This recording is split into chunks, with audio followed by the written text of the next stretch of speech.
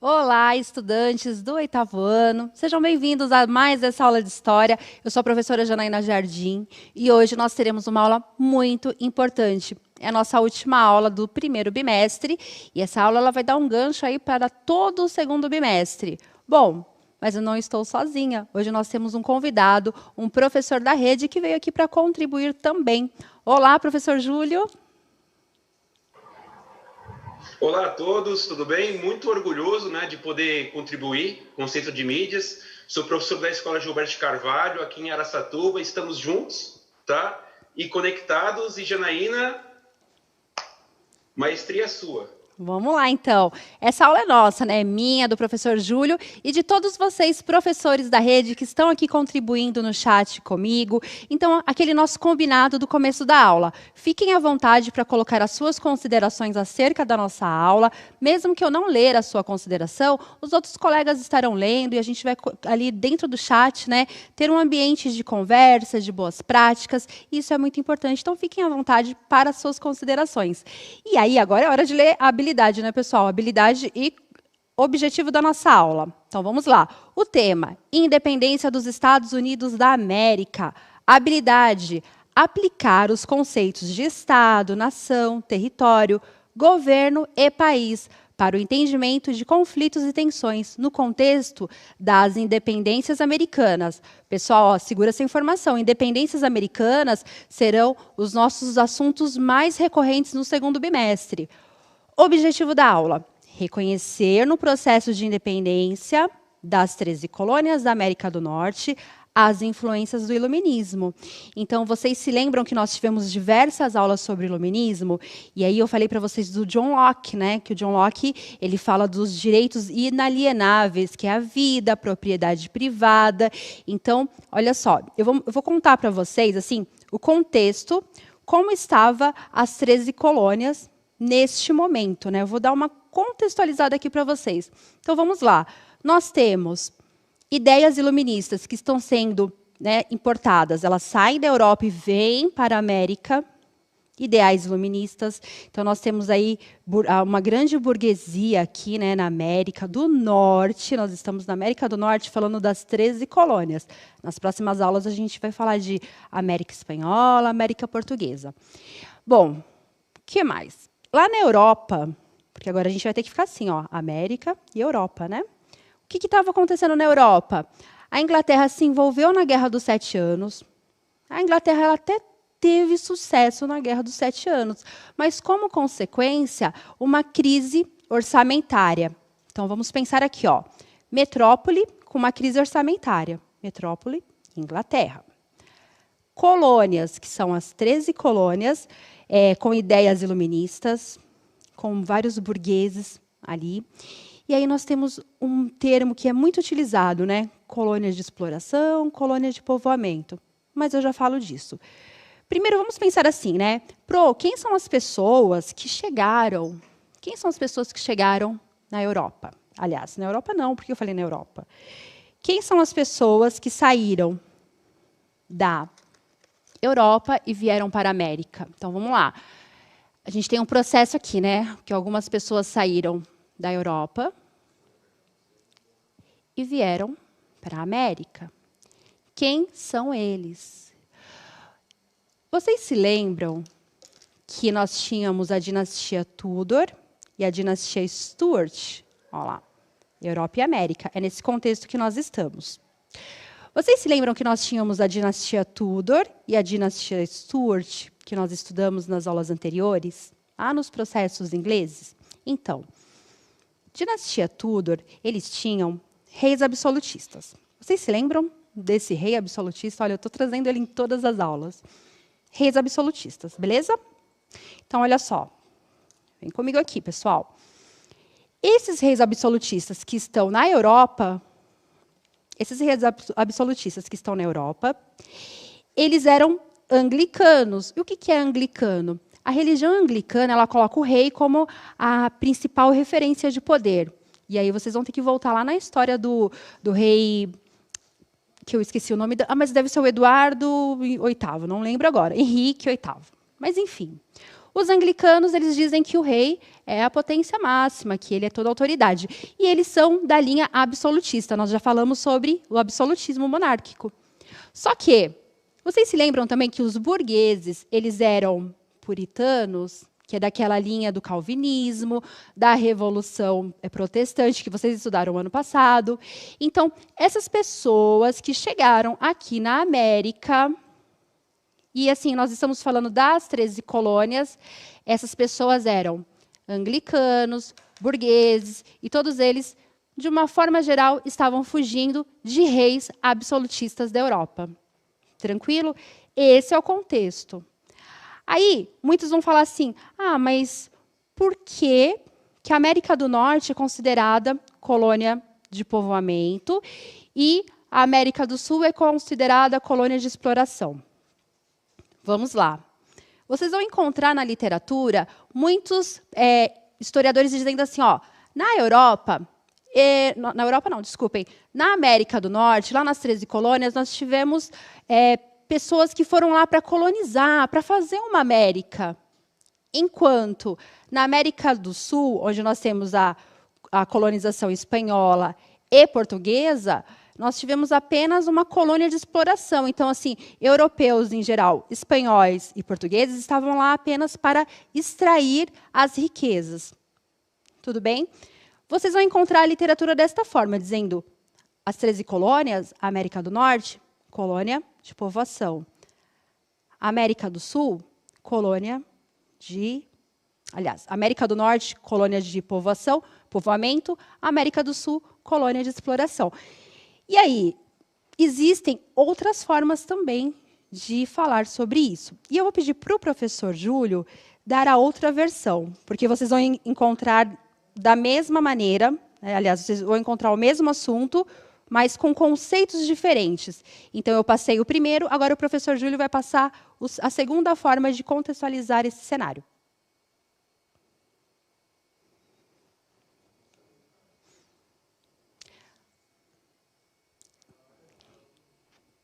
Obrigado, Janaína, pela oportunidade mais uma vez. Então, vamos lá. O que acontece? É bom deixar claro, que não existe verdade absoluta em história.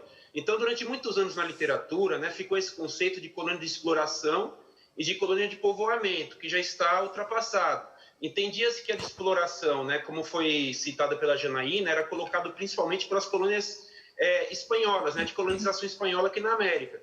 Enquanto que a de povoamento, ela era referente principalmente às 13 colônias do norte, porque as do sul também adotaram um sistema bem parecido aqui ao do Brasil, que era considerado de exploração. Mas vamos lá, hoje você tem o seguinte entendimento, que na verdade, o que aconteceu? Os ingleses, como eles passaram por toda essa dificuldade, que a Janaína acabou de citar, de brigas religiosas no século XVII, burgueses disputando o poder político com o rei que era absolutista, Então, assim, a Inglaterra ela não teve como dar andamento em um projeto bem pensado, de colonização. Então, isso coube mais a empreendimentos privados, a empresas privadas que foram, aos poucos, colonizando essa região que era algo tão quebradiço, tão sem o controle do Estado, que aí você formou 13 colônias separadas, cada um com sua legislação própria e cada um com seus governantes próprios, escolhidos pela comunidade. Então, o rei não tinha controle. Como o rei não tinha controle, eles tinham mais autonomia para fazer suas coisas. Logo, certo?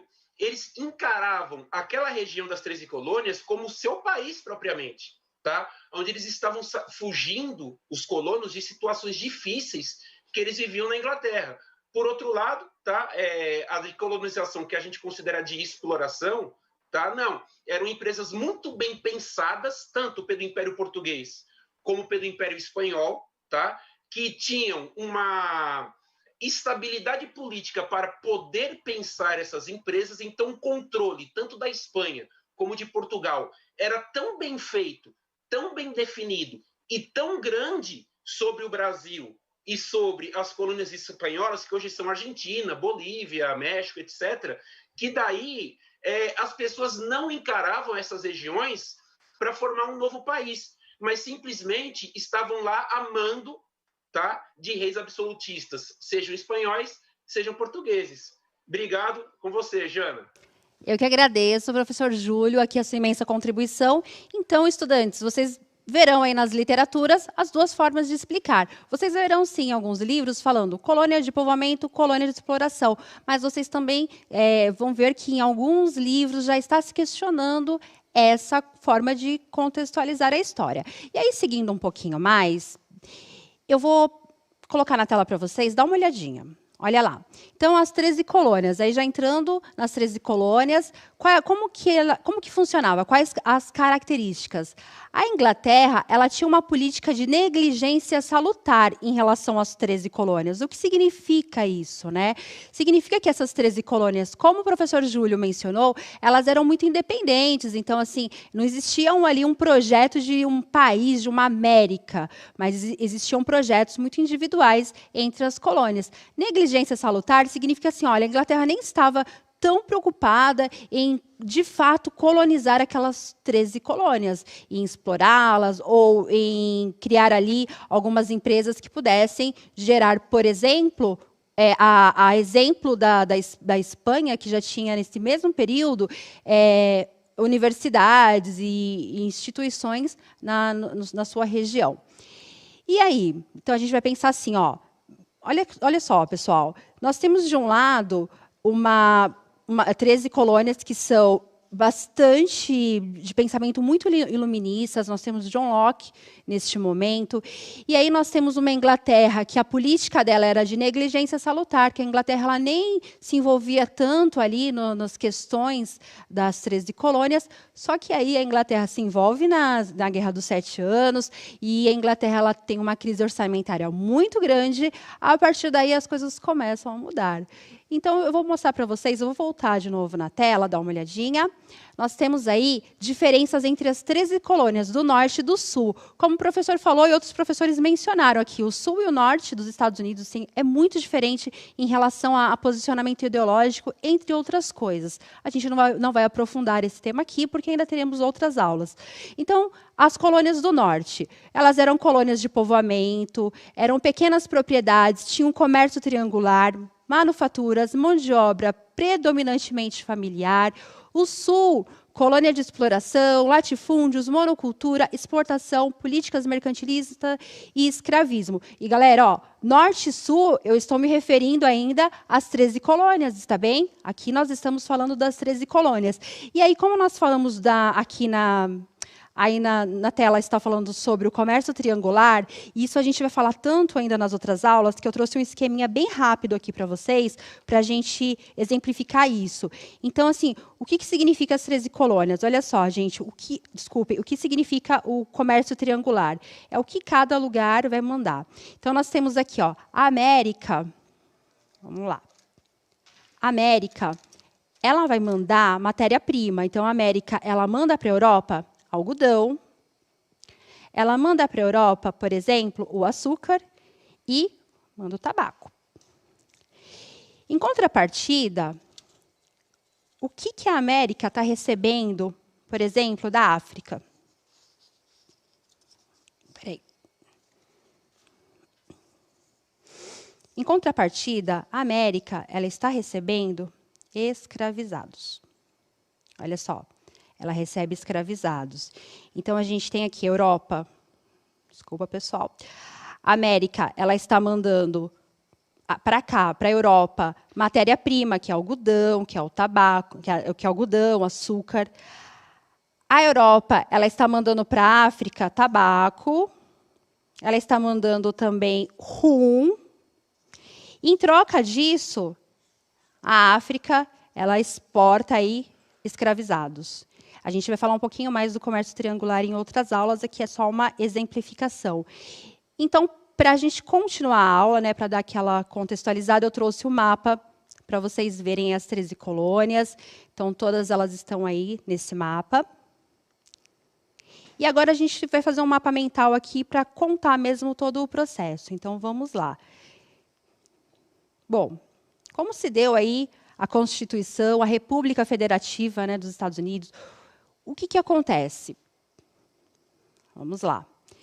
Como eu falei para vocês, teve a Guerra dos 7 Anos, a França e a Inglaterra foram países que participaram, e influências iluministas do John Locke, que está participando deste cenário, fim da negligência salutar, né? Então, olha só, a Inglaterra nem se preocupava tanto com as 13 colônias, não interferia tanto nas políticas das 13 colônias, só que agora a Inglaterra está com uma crise orçamentária, e o que ela decide fazer? Uma série de leis. E essas leis elas vão atingir justamente a economia das 13 colônias. Então, eu vou deixar na tela para vocês irem copiando e vou falar da primeira lei. Vou deixar aí na tela. Ó. Primeira lei, lei do chá. Então, a Inglaterra ela começa a aumentar as taxas de comercialização do chá. Além disso, a Inglaterra ela também cria um monopólio, né, a partir da Companhia das Índias Orientais. Olha só, o chá que antes era um produto que os próprios colonos eles podiam comercializar ali, agora não pode mais. Tem uma série de taxas, aumentos de impostos, e a Inglaterra querendo monopolizar este produto. Nós temos também, neste momento, a lei do açúcar. Então, o que é a lei do açúcar? É um imposto adicional sobre o açúcar. E o interesse da Inglaterra é proteger colonos que estavam nas Antilhas, e esses colonos nas Antilhas eram colonos ingleses. Então, para proteger os colonos ingleses nas Antilhas, eles começaram a tributar o açúcar nas colônias, nas 13 colônias. Nós temos também a lei do selo. O que é a lei do selo? Qualquer publicação que circulasse ali nas colônias, podia ser publicação, revista, documentos, qualquer circulação teria que ter um selo real. E esse selo real, ele custava dinheiro. Antes de falar das leis intoleráveis, eu vou falar para vocês da festa do chá de Boston. O que foi a festa do chá de Boston? Olha só, pessoal, o que aconteceu? Os colonos eles já estavam muito insatisfeitos, né? Diversas leis que tributavam agora esses colonos. A Inglaterra antes não se importava com as colônias. Por que agora começou a se importar? Por que agora começou a cobrar esses impostos? Os colonos, lembrando que eles são iluministas, burgueses, esses colonos eles começam a se revoltar, e aí nós temos a festa do chá de Boston. O que aconteceu? Os colonos eles se vestem de indígenas e atacam o porto de Boston e jogam algumas toneladas de chá no mar. É lógico que o parlamento inglês e o rei George, lá da Inglaterra, muito insatisfeitos, eles vão reagir. E eu vou colocar na tela novamente. Dá uma olhadinha. Olha lá. Leis intoleráveis, né? Então, o parlamento ele reage com essas leis intoleráveis. E aí a gente pode dizer que é o estopim do processo revolucionário. Eu vou falar um pouquinho dessas leis intoleráveis. Ó, por exemplo, tem uma lei que é do aquartelamento, né? O que é a lei do aquartelamento? Quando as tropas inglesas chegam na América, os colonos eles são obrigados a ceder suas casas para as tropas inglesas. Então, vocês imaginem, esses colonos que estão na América, nessas 13 colônias, eles pertencem a uma elite, eles são iluministas, eles são burgueses. Então, assim, eles já começam a ficar muito insatisfeitos com todas essas demandas que estão vindo da Inglaterra. E aí nós temos uma série de reações. Vou colocar na tela, dá uma olhadinha. Olha lá, a sequência do nosso mapa mental. Bom, as 13 colônias elas se juntam em um congresso. O primeiro congresso é o Congresso da Filadélfia, que foi o fim das leis restritivas. Então, 13 representantes das colônias, das 13 colônias, se juntam e solicitam ao rei George a revogação daquelas leis. Ó, vocês estão vendo a lei do chá, do açúcar, do selo e as leis intoleráveis? Eles estão pedindo o fim dessas leis. Só que, é claro, rei George e o parlamento inglês não atende às exigências dos representantes desse primeiro congresso da Filadélfia. Ele não vai atender a nenhum pedido deles. Logo, aí inclusive, esse primeiro congresso, ele não tem um caráter separatista, tá bom, pessoal? Ele não tem um caráter separatista, e até reforça essa ideia de que não foi assim, a gente não teve um grande povoamento ali nas 13 colônias. Ele não é separatista, ele só queria, na verdade, mais participação política em relação à Inglaterra. Aí, bom, inconformados, os representantes das 13 colônias, eles chamam o segundo Congresso da Filadélfia. E aí que a gente começa a luta pela independência das 13 colônias. Já esse, em 1776, este sim, tem um caráter bastante separatista. E aí a gente tem o separatista, né? As 13 colônias querendo se separar da Inglaterra. E aí a gente tem uma série de questões. Por exemplo, nós temos alguns líderes que foram muito importantes nesse processo. Eu vou deixar uma imagem com vocês aqui, olha só, do Monte Rushmore. No Monte Rushmore, onde estão é uma homenagem, né, patriótica aos presidentes norte-americanos. E aí vocês estão vendo George Washington, Thomas Jefferson, Theodore Roosevelt e Abraham Lincoln. Né? Esses são o Monte Rushmore, que é uma homenagem patriótica aos presidentes norte-americanos. E aí eu vou pedir para o professor Júlio, se ele tem alguma consideração, né, a gente tem 4 minutos ainda de aula, se ele quer falar um pouquinho desses líderes, né, desses presidentes norte-americanos neste contexto. Então, eu acho importante salientar, né, no caso, que a influência iluminista que todos eles tiveram, tá? E principalmente em relação a Thomas Jefferson, né, que ele foi responsável pela Declaração de Independência dos Estados Unidos, para ele era muito marcante, era muito forte o teórico John Locke, tá? Através da obra dele, né, Ensaio sobre o Governo Civil, que justamente a professora Janaína acabou de citar, né, ele defendia aquelas que são as liberdades fundamentais, tá? Que a gente não pode abrir mão. Né, os direitos fundamentais, perdão, que a gente não pode abrir mão. Quais são? A liberdade, a igualdade, tá? O direito à propriedade e o direito à vida. E deixando claro que, se houver negligência do poder governante sobre esses direitos e garantias fundamentais, é necessário que esse poder seja destituído. E é por isso que a independência dos Estados Unidos tem um caráter revolucionário, sim, porque eles enfrentaram, na época, o que era a maior potência militar do mundo, representado pelo rei George III, da época lá da Inglaterra, que era um rei absolutista, tá? E soldados assim, mal equipados, mal formados, que mal tinham treinamento, né? Formados por camponeses e trabalhadores comuns, liderados por George Washington, com o apoio da França e também da Espanha, tá? Porque teve esse apoio, tá certo? Eles não apenas enfrentaram aquilo que era considerada a maior potência do mundo na época, no século XVIII, como também eles conseguiram vencer. E eles ficaram a primeira nação independente da América e ainda inauguraram uma forma de governo que, de certa forma, era inédita na época, né? Que era a república com a tripartição dos poderes, de influência iluminista também, né? De Montesquieu. O poder executivo, o poder legislativo e o poder judiciário. Obrigado, Janaína. Eu que agradeço. Muitos professores do chat aqui pediram para voltar o mapa mental, então eu vou voltar para vocês tirarem um print. Aqui está todo o resumo da nossa aula. Então, assim, até tem um professor aqui, professores, sim, são muitas informações, e aí a gente tenta passar uma informação, assim, os pontos principais, né? Então, assim, para sintetizar essa aula, eu diria o seguinte.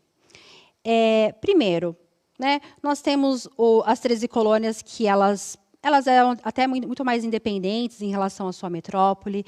De repente, a sua metrópole ela passa por uma crise orçamentária e começa a cobrar muito dessas 13 colônias. Essas 13 colônias, influenciadas aí pelo espírito iluminista, né, nós temos John Locke neste momento, essas 13 colônias elas vão reagir, né, no segundo Congresso da Filadélfia. Eles reagem. Nós temos a Revolução Americana. Como o professor Júlio perfeitamente mencionou, é sim um processo revolucionário. E aí, gente, como os professores estão dizendo aqui, sim, temos a questão da escravidão nas colônias do Sul, a questão das plantations, que são temas, que são objetos do conhecimento que a gente pode tratar e desdobrar em outras aulas. O importante aqui, o objetivo da aula era justamente este, identificar no processo de independência dos Estados Unidos da América do Norte, influências iluministas.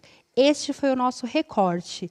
E aí, eu vou ler um pouquinho aqui do que os professores disseram. Ó. Bom, no geral, todos estão agradecendo. Ótimas considerações aqui para o Sim, a gente vai falar sobre a questão de escravidão e cidadania, a gente vai falar isso em outras aulas. Espero que vocês tenham gostado. Muito obrigado, professor Júlio, pela sua participação. Quero agradecer também os professores que estão aqui conosco no chat. Avaliem a nossa aula e tchau, tchau, pessoal.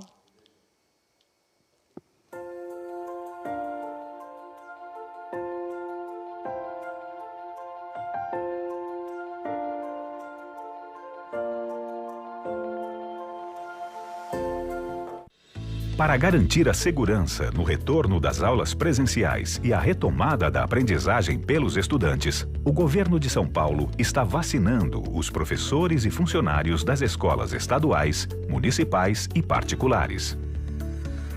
A vacinação já começou para os professores e funcionários da educação básica com mais de 47 anos. Faça já o seu pré-cadastro. Governo de São Paulo. Estado de respeito.